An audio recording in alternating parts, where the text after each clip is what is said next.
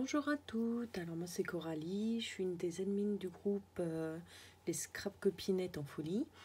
Là je vais faire une vidéo, enfin refaire une vidéo pour vous présenter donc la punchboard et un équivalent, donc enfin équivalent, un peu différent mais pour faire la même chose, la planche de chez Action.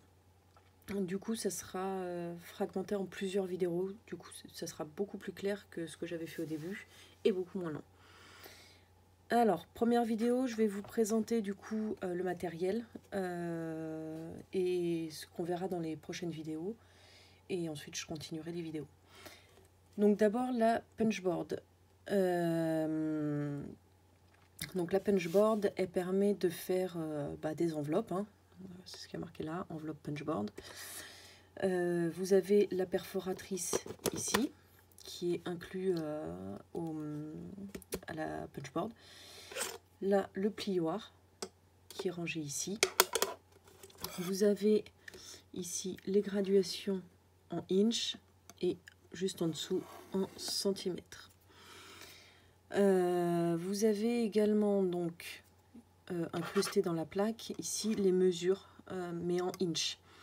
Donc la taille de la carte, ce qu'il vous faut comme papier et ensuite le premier pli à faire. De fourni avec, vous l'avez en centimètres que vous pouvez éventuellement coller par dessus. Moi je le fais pas, mais c'est une possibilité.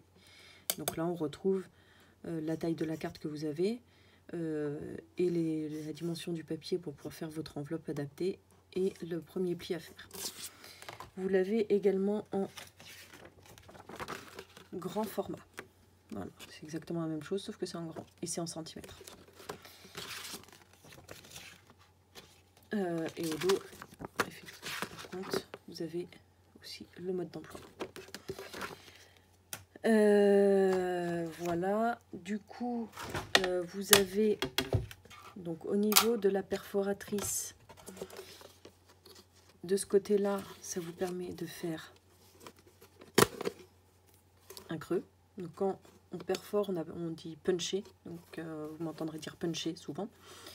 Donc là, ça vous permet de faire le creux. Et de ce côté-là, quand vous appuyez, ça vous fait un arrondi. Donc ça peut vous servir aussi pour arrondir des angles autres que pour vos enveloppes. Avec cet outil-là, et c'est valable aussi pour la planche Action, vous pouvez faire donc les enveloppes, vous pouvez faire des boîtes, vous pouvez faire des nœuds, vous pouvez faire des intercalaires, ou alors une encoche pour les pochettes. Je vous montrerai ça à la fin de la vidéo. Donc voilà pour la punchboard. Ensuite, vous avez, alors ils appellent ça la multi-scoring board, la planche de chez Action, donc c'est la blanche. Là, la différence, c'est que la perforatrice est à part. Mais pareil, avec cette perforatrice-là, hop, de ce côté-là, vous faites le creux, et de ce côté-là,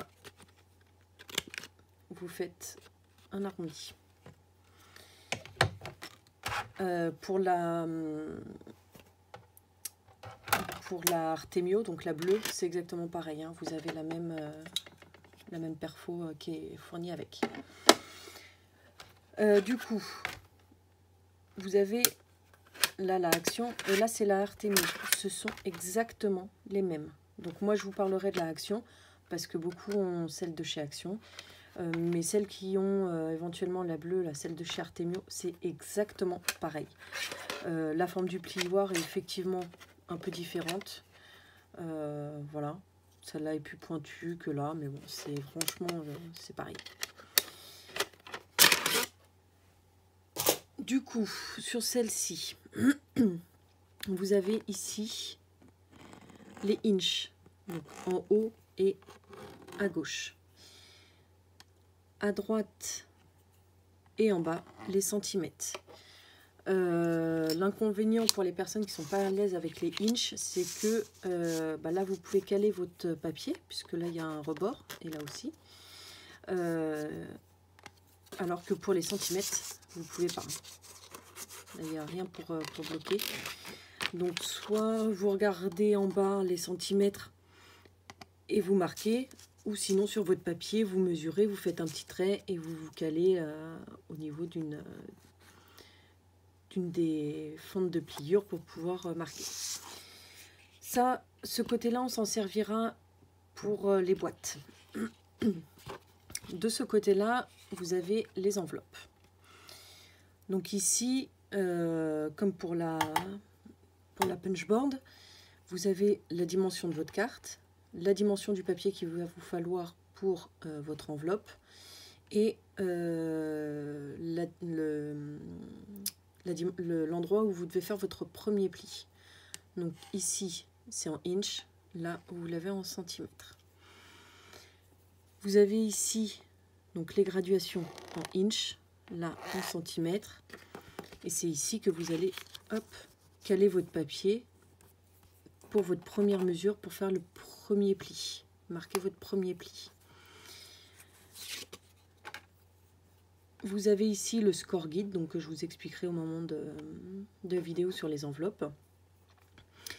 Et ici, ce sont des petites formes pour faire de l'embossage à froid sur vos enveloppes, par exemple, ou sur autre chose si vous souhaitez en faire sur autre chose.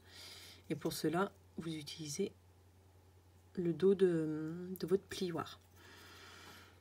Vous avez également, donc ne surtout pas jeter la boîte, parce que sur l'emballage de la scoring board, vous avez le mode d'emploi et les dimensions pour faire les boîtes. Alors, je vous le ferai, mais à savoir que la boîte en elle-même, ça fonctionne. Le couvercle, j'ai essayé de maintes et maintes façons, ça marche pas, donc j'ai bidouillé pour le faire. Donc là, pareil, vous avez en inch et là en centimètres. La taille de la boîte que vous voulez, donc si vous prenez les centimètres, ça vous fait la taille de votre boîte, la taille du papier que vous devez prendre, et ensuite les mesures pour faire la boîte.